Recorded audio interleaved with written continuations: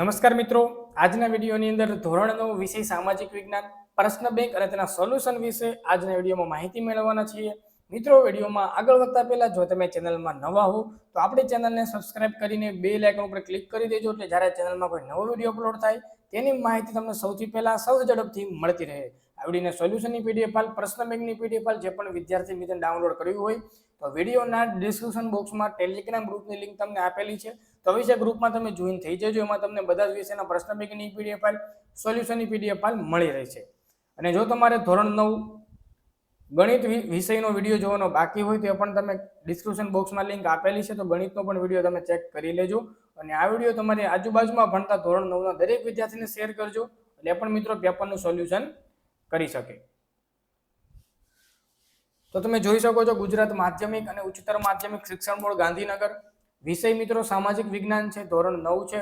પ્રશ્ન bank number 2 August 2024, તારીખ છે 22/8/24. સમાવિષ્ટ પ્રકરણની વાત કરીએ તો 2 પ્રથમ વિશ્વયુદ્ધ અને રશિયન ક્રાંતિ, 9 અને 14 નંબર 3 ચેપ્ટરની મિત્રો તમારે એક્ઝામ છે. હવે આની અંદરથી તમારા વિષય શિક્ષક તમને 25 ગુણની પ્રશ્ન બેંકમાંથી તૈયારી કરીને તમને આપશે. ઓકે, ચાલો સૌથી પહેલા આપણે વાત કરીશું વિભાગ નંબર A. વિભાગ નંબર A તમારો 6 ગુણનો છે. પેલું છે મિત્રો યોગ્ય જોડકા જોડો. કોઈ પણ તમારા બે શિક્ષક તમને આપશે, 2 ગુણનો પ્રશ્ન બનશે. સમજો. હવે એની સામે અની સામે તમને બધો સવાલ આપ્યો, બની સામે આડાવાળા જવાબ છે. તો પેલા આની આપણે વાત કરીએ. માઉન્ટ એવરેસ્ટ છે, માઉન્ટ ગોડવિન ઓસ્ટિન છે, ગુરુ શિખર છે, દખણનો ઉચ્ચ પ્રદેશ છે, જૂનો કાપ છે, પછી નવો કાપ છે, પરવાળા દ્વીપ છે અને પ્રસ્તર ખડકો છે. ઓપ્શન તમને સામે આપ્યા છે તો આપણે જોઈએ. ચાલો, હવે માઉન્ટ એવરેસ્ટની આપણે ઊંચાઈની વાત કરીએ તો 8,848 મીટર થાય, તો આનો જવાબ આ આવે. પછી માઉન્ટ ગોડવિન ઓસ્ટિન 8611 ભાઈ, 8611. પછી ગુરુ શિખર જો તમને આપે તો 1722, બરાબર. પછી છે દખણનો ઉચ્ચ પ્રદેશ, પછી જૂનો કાપ, નવો કાપ, પરવાળા દ્વીપો અને પ્રસ્તર ખડક. તો દખણનો ઉચ્ચ પ્રદેશ મેઘના ચેક કરી લેજો એક વખત, બરાબર. આમાં જો તમને કોઈ પણ બે આમાંથી આપશે ભાઈ, તો સમજો કે અમુક વિદ્યાર્થીને આ આપી દે જવાબ તમને આવડી ગયો, અમુકને આ આપીની સાથે આ આપે તો જવાબ આવી ગયો, બરાબર. બીજા ઓપ્શન જો દખણનો ઉચ્ચ પ્રદેશ છે, જૂનો કાપ છે, જૂનો કાપ અને નવો કાપ એમાં ખદ્દર અને બાંગરના નામે ઓળખાય, બરાબર. આ બે ઓપ્શન તમને આપ્યા છે, તો બે માંથી કોઈ પણ આવી શકે, જોઈ લેજો, જૂના કાપ અને નવા કાપમાં. પછી પરવાળા દ્વીપ છે અને પ્રસ્તર ખડક છે, બરાબર. તો ઓપ્શન છે ચૂનાનો ખડક. આ દખણનો ઉચ્ચ પ્રદેશ છે ભાઈ, એમાં ચૂનાનો ખડક તરીકે પણ ઓળખાય, ચૂના ખડક તરીકે. પછી પરવાળા દ્વીપ અને પ્રસ્તર, બરાબર. બે જોઈ લેજો એક વખત. ચાલો આગળ લઈએ. નીચેના પ્રશ્નોના 1-2 શબ્દોમાં જવાબ લખો. કોઈ પણ તમારે 2 લખવાના છે, 2 ગુણનો પ્રશ્ન છે એટલે પ્રત્યેકનો તમારો 1 ગુણ છે. હવે આની અંદર તમને 10 પ્રશ્ન આપ્યા છે. તો ડોક્ટર બાબા સાહેબ આંબેડકરે બંધારણનો આત્મા સમજતો બંધારણીય ઈલાજનો હક.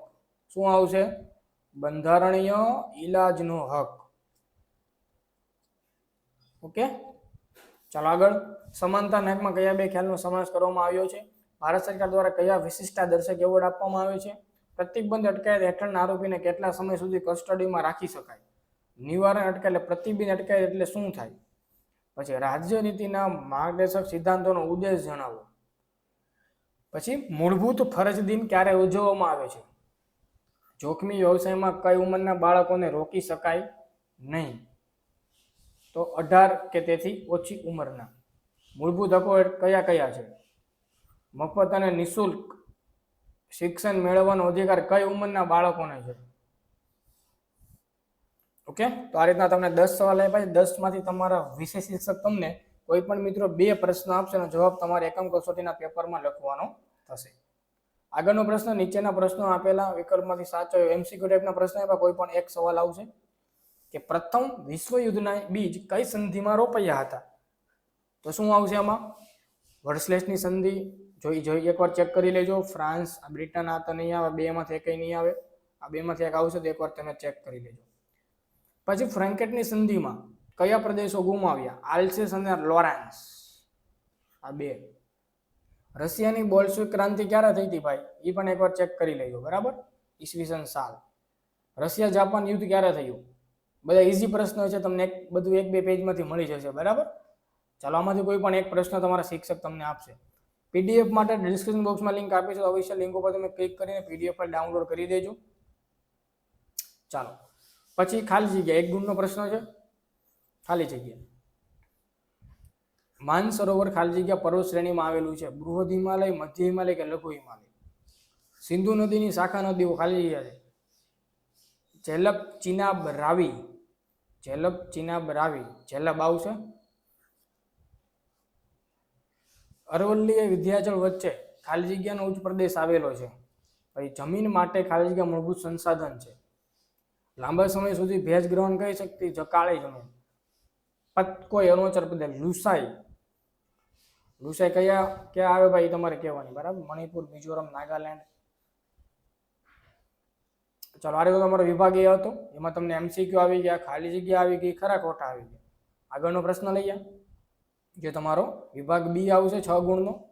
નીચે આપેલા કોઈ પણ 3 પ્રશ્ન લખવાના છે ભાઈ. પ્રત્યેકના 3 ગુણ છે. ટોટલ તમારો દરેકના 2 ગુણ છે, એટલે 6 ગુણનો તમારો પ્રશ્ન થાય. 6 ગુણનો. પહેલો સવાલ, હિમાલય પર્વત શ્રેણીના મુખ્ય વિભાગો કયા કયા છે? બીજો સવાલ, મધ્ય હિમાલયમાં કઈ કઈ ગિરિમાળાઓ આવેલી છે? ત્રીજો સવાલ છે, ગંગાના મેદાની પ્રદેશમાં કયા કયા શહેરો આવેલા છે? પછી અધાતુની ખનિજો કઈ કઈ છે? ભારતની જમીનના પ્રકાર કેટલા અને કયા કયા છે? ત્યાર પછી કાપની જમીન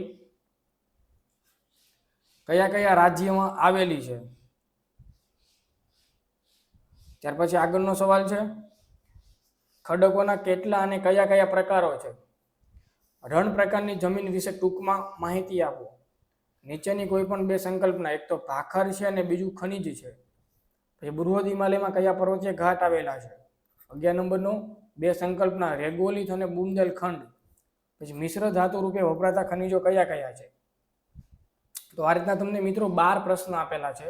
આ 12 માંથી તમારા વર્ગ શિક્ષક તમને કોઈ પણ 3 પ્રશ્ન આપશે. પ્રત્યેકના 2 ગુણ, ટોટલ તમારો 6 ગુણનો પ્રશ્ન થશે. જે પણ મિત્રોને પીડીએફ પર ડાઉનલોડ કરવી હોય તો ડિસ્ક્રિપ્શન બોક્સમાં ટેલિગ્રામની લિંક તમને આપેલી છે, તો અવશ્ય ટેલિગ્રામ ગ્રુપમાં તમે જોઈન થઈ જજો. એમાં તમને બધા જ વિષયના પ્રશ્ન બેંકની પીડીએફ ફાઇલ, સોલ્યુશનની પીડીએફ ફાઇલ મળી રહેશે. આગળ વિભાગ સી 9 ગુણનો છે. એમાં તમારે કોઈ પણ 3 પ્રશ્ન લખવાના. પ્રત્યેકના 3 ગુણ છે. ટોટલ તમારો 9 ગુણનો પ્રશ્ન છે. પહેલો સવાલ છે, લઘુમતીઓને બક્ષવામાં આવેલ બંધારણીય અધિકારો જણાવો. બીજો સવાલ, કાયદા સમક્ષ સમાનતા અને કાયદાનું સમાન રક્ષણ કયા હકમાં? મૂળભૂત હકોની અગત્યતા જણાવો. શોષણ વિરુદ્ધનો અધિકાર જણાવો. નાગરિકોને મૂળભૂત ફરજો. રાજનીતિના માર્ગદર્શક સિદ્ધાંતો વિશે માહિતી આપો. બંધારણીય ઇલાજના હકને બાબા સાહેબ આંબેડકરે કઈ રીતે વર્ણવે છે? ભાઈ બંધારણનો આત્મા કયો છે? 8 નંબરનો ધાર્મિક સ્વાતંત્ર્યનો હક વિશે સમજાવો. સાંસ્કૃતિક અને શૈક્ષણિક હકો વિશે નોંધ લખો. આરોગ્ય વિષયક નીતિઓ સંબંધી સિદ્ધાંતો જણાવો. ઓકે, તો 10 માંથી તમારે કેટલા શિક્ષક તમને આપશે? કોઈ પણ 3. જોઈ લેજો એક વખત આના બધાના જવાબ. વિભાગ ડી 4 ગુણનો છે. કોઈ પણ પ્રશ્ન, એક જ પ્રશ્ન તમારે લખવાનો, 4 ગુણનો, કોઈ પણ એક આપશે આમાંથી. પ્રથમ વિશ્વયુદ્ધ માટે જવાબદાર પરિબળો, રાષ્ટ્રસંઘની રચના, તેના ઉદ્દેશો, વર્ષલેસની સંધિ વિશે ટૂંકમાં લખો. આફ્રિકાના યુરોપિયન દેશોએ કયા કયા પ્રદેશો પર પોતાની સત્તા સ્થાપી હતી તે જણાવો. 5 નંબરનો, બરાબર, તમારે વર્ગીકરણ કરવાનું છે આમાં, એશિયાના દેશો અને આફ્રિકાના દેશો. 5 નંબરનો સવાલ એ છે. ઓકે, પીડીએફ માટે ટેલિગ્રામમાં જોઈન થઈ જાઓ. ડિસ્ક્રિપ્શનમાં લિંક આપેલી છે. તો મિત્રો આ તો ધોરણ 9ના વિદ્યાર્થીઓનું સામાજિક વિજ્ઞાન પ્રશ્ન બેંકના સોલ્યુશન વિશે વાત.